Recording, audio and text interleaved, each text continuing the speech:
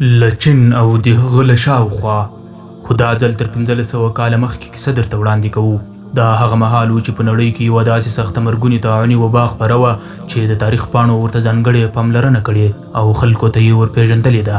دغه وبا د جسټنین په نامه یادېږي. دغې وبا به هره ورځ د الله تعالی په اجازه د زرګونو ژوندی سارو ساګانې اخیستې.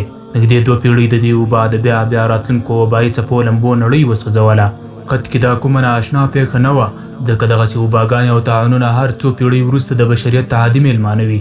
هر کله چې پر نړۍ کومه وبا راغلې نو په خونړیو جګړو کې له منځه تللو وګړو څخه یې زیات روحونه له ځان سره وړي دي. خو اوس د وباګانو او طاعونونو د تاریخ تفصیل او تشریح پرېږدو. پر دې موضوع به په راتلونکو اونیو او خپرونو کې بحث وکړو انشاءالله. اوس دلته یوه بله پوښتنه مطرح کوو، هغه دا چې له دغو وباګانو سره به خلکو څه ډول چلند کاوه؟ هغه مهال د علم او دین ترمنځ د خلکو فلسفه څه وه؟ تاریخ موږ ته دا خبره په ګوته کوي چې هغه مهال خلک د خلاصون له لارو ډېر لرې وو او په یو ډول داسې ولسي وهمونو پسې ړانده روان وو چې د هغو له مخې دوی پر دې عقیده وو چې شیطانان او لالهان د روحونه د ناروغیو او مرګونو لامل کیږي. نو ځکه به دغو وبا وهلو وګړو د ناروغۍ د له منځه وړلو لپاره هیڅ اسباب نه کارول. د وبا لګېدو پر مهال به پر یادونو د هغوی زړونه خوړل او د توکل هیڅ دلاساینه او ډاډینه ورسره نه وه. د محمد صلی الله علیه وسلم د صحابه کرامو په دور کې طاعون.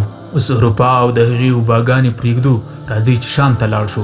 دا ځل زموږ سفر په 640 میلادي کال کې دی، یعنې له نبوي هجرت څخه پوره 18 کاله وروسته چې د اسلام لمر پر نړۍ څرک وواهه او محمد صلی الله علیه وسلم د دې ښکلي دین لارښوونې راوړې. په دې تاریخ کې عمر بن الخطاب رضی الله عنه شام ته په سفر ووت. کله چې هلته نږدې شو نو خبر شو چې هلته د امواس په نوم طاعون لګېدلی او خپور شوی دی. عمر رضی الله عنه سفر همالته تم کړ.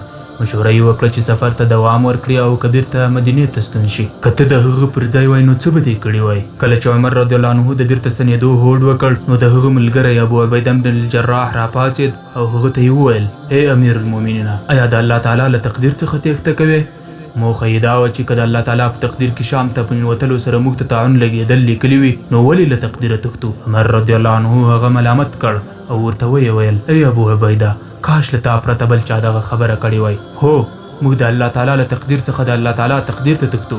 عمر رضی الله عنه پر دې جمله بسنه ونه کړه، بلکې د پوهاوي په خاطر یې یوه بیلګه ورپسې ذکر کړه. دا خبره یې په ډاګه کړه چې د توکل معنا دا نه ده چې موږ د خلاصون او ژغورنې اسباب پرېږدو. عمر رضی الله عنه هغه ته وویل: راته ووایه، که چېرته ته خپل اوښان داسې یو ناو ته واړوې چې 2 درې لري، یوه یې شنه او واښه لرونکې وي او بله یې وچکالۍ وهلې وچه وي، آیا داسې نه ده که تا خپل اوښان شنې غاړې ته واړول نو د الله تعالی په تقدیر به دې اړولي وي، او که دې بېګیا غاړې ته واړول نو هم به دې د الله تعالی په تقدیر اړولي وي؟ هر څه په تقدیر دي. ته د ناو شنه خوا په دې خاطر غوره کوې چې پوهېږې هغه د څرخ لپاره ګټوره ده. پخوانی لرغونی درس. دلته اوس دا پوښتنه را پیدا کېږي چې عمر رضی الله عنه په دې بحث پسې وروسته ولې داسې وویل چې ای خلکو، زه ستنېدونکی یم نو تاسې هم ستانه شئ. ولې پر دغه ښار له خپل پوځ سره یو ځای یلغار ورنه و؟ که څه هم هغه پر دې پوهېد چې په دې دنیا کې هر څه ورته رسېږي نو هغه به یوازې په ټاکلي تقدیر وي. څه شي د عمر رضی الله عنه د رایې معیار بدل کړ؟ د وبا په اړه د هغه رایه هغسې نه وه لکه پخوا چې د جسټانیان خلکو خپله کړې وه، چې ګواکې شیطانانو خلک پر دې وباګانو اخته کړي دي، او د خلکو دا نظریه چې د دردونکو تقدیرونو په وړاندې موږ عاجز یو، هیڅ نشو کولی او باید ورته تسلیم شو او بس. د دې پوښتنې کوټلی یو پوخ ځواب دا دی چې له عمر رضی الله عنه سره دغه نظریه او رایه د محمد صلی الله علیه وسلم او د هغو لارښوونو د رڼا له کبله را پیدا شو چې هغه صلی الله علیه وسلم د بشریت د خلاصون لپاره راوړې وې. ته پر ننداره غور وکړه. عمر رضی الله عنه له ابو عبیده رضی الله عنه سره بحث کوي. هغه ته دا وایي چې موږ د الله تعالی له تقدیر څخه د الله تعالی تقدیر ته تښتو. د بحث په دې پړاو کې عبدالرحمن ابن عوف رضی الله عنه حاضرېږي او ټول خبروي چې د رسول الله صلی الله علیه وسلم څخه یې اورېدلي وو چې فرمایل یې: کله چې مو واورېدل چې په کومه سیمه کې وبا یا طاعون لګېدلی نو هلته مه ورځئ، او که چېرته پر هغه سیمه یا ښار وبا راغله چې تاسې پکې هستوګن وئ نو د هغې له ویرې له ښاره مه وځئ. عمر رضی الله عنه له دې مخکې پر دغه حدیث خبر نه و، البته هغه پوهېده چې په دوی کې د دغه رالېږل شوي نبي صلی الله علیه وسلم لارښوونې دغسې کړنو ته بلنه کوي لکه عمر رضی الله عنه چې وکړه، ځکه محمد صلی الله علیه وسلم د خیر د هر کار په اړه خپلو ملګرو ته ویلي او د هغه ښوونه یې ورته کړې ده، او دا ځکه چې د محمد صلی الله علیه وسلم دین یو بشپړ دین و. د بشریت په تاریخ کې دغسې بشپړ شریعتونه مخکې نه دي پېژندل شوي. ان له ناروغیو، وباګانو او طاعونونو سره په چلند کې هم بشپړ دی. محمد صلی الله علیه وسلم به صحابه کرامو رضی الله عنهم ته په خپلو ښوونو کې دوه شیان سره یو ځای کول. لومړی پر الله تعالی توکل او دا چې پر کائناتو هر څه د یو ځانګړي ټاکلي تقدیر له مخې کیږي، او بل دا چې هر مهال باید اسباب وکارول شي. یوه ورځ نبی صلی الله علیه وسلم له خپلو صحابه کرامو سره ناست و، نو یوه لنډه جمله یې ورته وویله. د جملې لومړی سر داسې و: ناروغي نه انتقالیږي، او وروستی سر یې داسې و: له جزام وهلي څخه داسې وتښتله لکه زمري څخه چې تښتې. یعنې دا چې ناروغي پخپله د انتقال او لیږد واک نه لري، ځکه په دې کائناتو کې هر څه د الله تعالی په تقدیر سره رامنځته کیږي. دا هغه درس دی چې محمد صلی الله علیه وسلم یې د خپلو صحابه کرامو رضی الله عنهم په زړونو کې د تقدیر په اړه پخوي. دا جمله په دې ټکو پای ته رسوي: له جزام وهلي داسې وتښته لکه له زمري څخه چې تښتې، تر څو صحابه کرامو رضی الله عنهم ته دا درس ورکړي چې توکل له احتیاط او اسبابو کارولو سره هیڅ ټکر نه لري. دا دواړه معناګانې سره یو ځای کول د تقدیر او اسبابو په اړه د اسلام کوټلې او پراخه فلسفه انځوروي. د مؤمن عقل پر دې مشغوله وي چې په ځمکه کې چارې څنګه تدبیر او برابرې کړي، په زړه یې بیا د اسمان په کنارو او کنجونو پورې تړلی وي. نه هومره عاجز وي چې د اسبابو هغه قانون له نظره وغورځوي چې الله تعالی د کائناتو لپاره د نظام په توګه غوره کړی دی، او نه هم هومره غافله وي چې دا خبره هېره کړي چې په کائناتو کې هر ډول بدلون یوازې د الله تعالی په حکم او تقدیر سره رامنځته کیږي. مسلمان په دې پوهیږي چې دنیا فتنه او ازموینه ده. دنیا د مؤمن ورک فردوس او د ارمانونو جنت نه دی، او انجام او پایله به د متقیانو په برخه وي. مؤمن د مشکلاتو پر وړاندې غښتلی ولاړ وي، دوزړی او حیران نه وي. په دغسې حالاتو کې د مؤمن په سینه کې پروت زړګی دا خبره له ځانه سره تکراروي: دا هغه څه دي چې الله تعالی او د هغه رسول یې له موږ سره وعده کړې ده، او الله تعالی او د هغه رسول صلی الله علیه وسلم رښتیا وایي. د مؤمن پر دې باور وي کله چې له دردونو سره داسې زړه ملګری شي چې د خلاصون او ژغورنې لپاره مخ د اسمان په لوري اړوي، نو دردونه بیا هماغسې دردونه پاتې نه شي. که تاسې دردمن کیږئ نو هغوی کفار هم ستاسې په څیر دردمن کیږي. البته تاسې له الله تعالی څخه داسې امید لرئ چې هغوی یې نه لري. مؤمن په دنیا کې خپل ماموریت په بشپړه توګه سرته رسوي، او له دې سره سره هغه ډاډه باثباته او له الله تعالی څخه خوښ وي. دغه شریعت چې پر الله تعالی د توکل، هغه ته د ځان سپارنې، بېلابېلو اذکارو، دمونو او پر تقدیر د ایمان پر متنونو بډای دی، ته به یې ومومې چې د همدغه شریعت خپل پیروان د اسبابو ډېرو دروازو او د تدبیر لارو چارو ته رابلي. ته به د دغه شریعت پیغمبر محمد صلی الله علیه وسلم ومومې چې خپلو صحابه کرامو رضی الله عنهم ته وایي: ای د الله تعالی بندگانو، درملنه وکړئ، ځکه الله تعالی چې هره ناروغي را لېږلې ده د هغې لپاره یې درمل هم را لېږلي دي. او دغه راز وایي: ناروغ دي د روغ خواته نه وړل کیږي.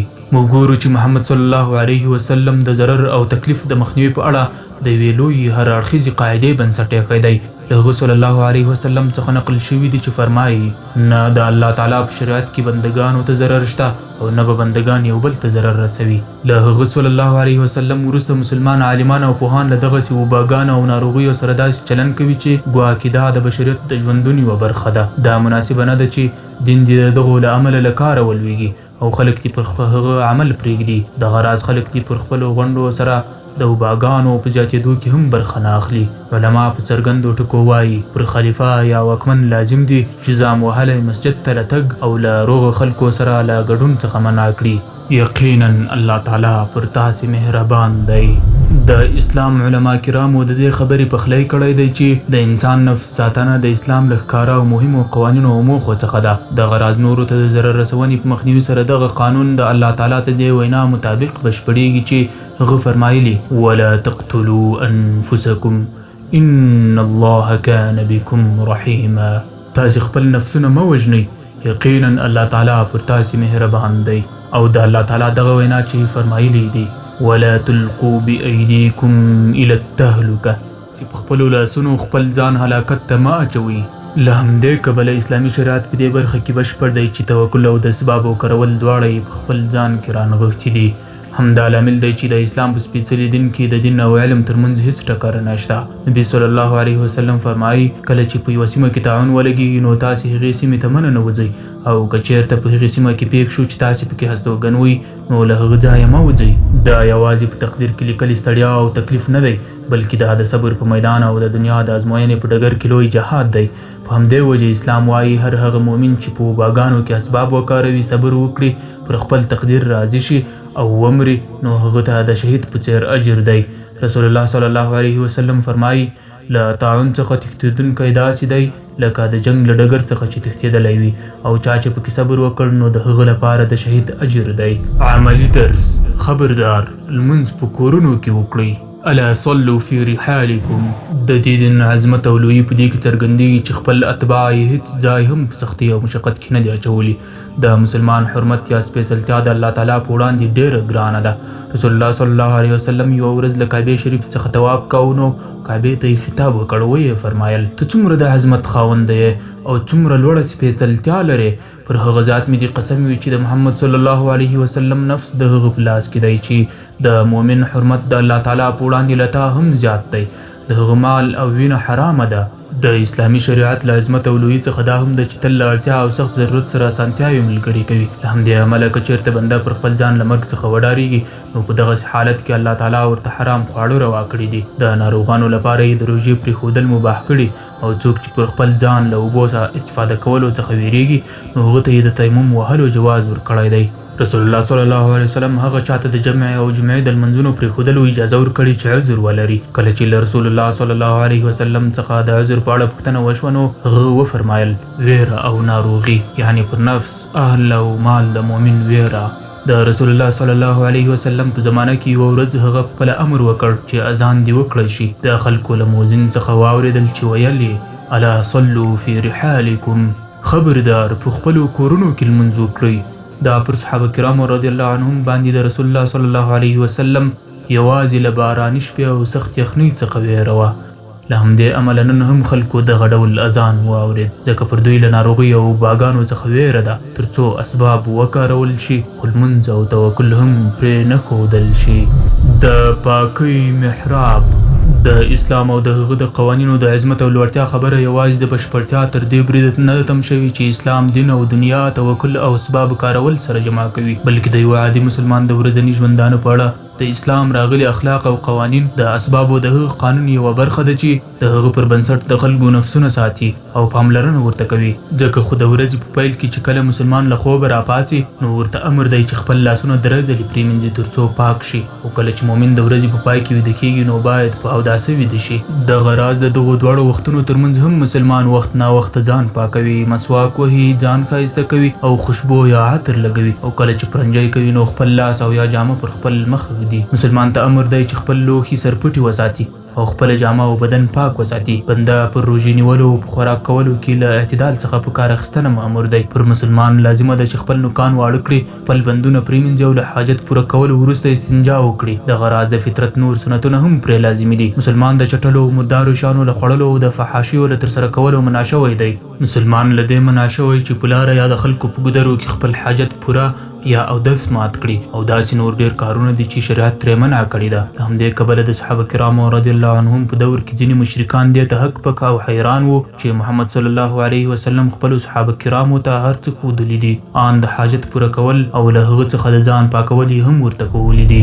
د پاڼو ګډوډول.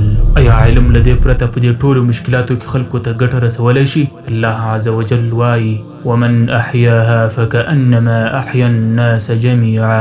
او چا چې د یو نفس ژوند وژغوره نو داسې ده لکه ټول خلک چې ژوندي کړي وي.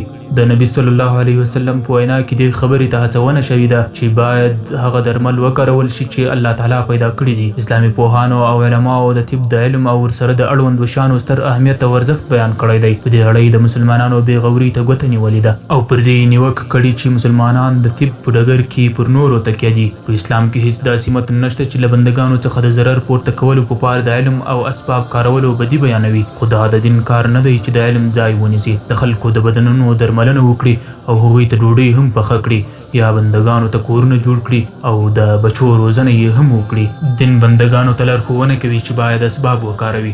دین بندګان له تیارو څخه رڼا ته وباسي. دین بندګانو ته خپل حق رب ورپېژني او د هغه لوري ته د مزل سمه لاره ور په ګوته کوي. ان د مشکلاتو او وباګانو پر مهال هم خلکو ته پکار دي چې له خپل وس سره سم له وباګانو او ناروغیو څخه د خلاصون او ژغورنې اسباب وکاروي. او که ټول اسباب پرېښول، هېڅ ډول هڅې کار ور نه کړ او مؤمن پر خپلې هڅې سربیره په دنیا کې روغ خلاص نه شو نو له هېڅ شي دې نه ویریږي، ځکه الله تعالی له بنده سره د هغه پر هڅه او عمل حساب کوي، نه په نتیجه او پایله. له بنده سره قبر ته یوازې د هغه عمل ښکته کېږي. هو ای ابو تبعی ده. موږ د الله تعالی له تقدیر څخه د الله تعالی تقدیر ته تښتو ترڅو د الله تعالی تقدیر راشي او موږ پر همدې انداز پاتې یو. خپلې رمې د ناو هغې شنې درې ته اړوو چې سلامتیا، روغتیا او خیر پکې وي. زموږ پر دې پوخ باور او یقین دی چې موږ ته کوم څه را رسېدونکي وي نو هغه له موږ څخه خطا کېدونکي نه دي، هرومرو را رسېږي، او څه چې موږ ته نه دي را رسېدلي نو هغه موږ ته را رسېدونکي نه وو. له لوح محفوظ څخه قلمونه پورته کړی شوي او د تقدیر صحیفې له لیکلو وروسته وچې شوي دي، نور نه بدلیږي او یقینا ټول کارونه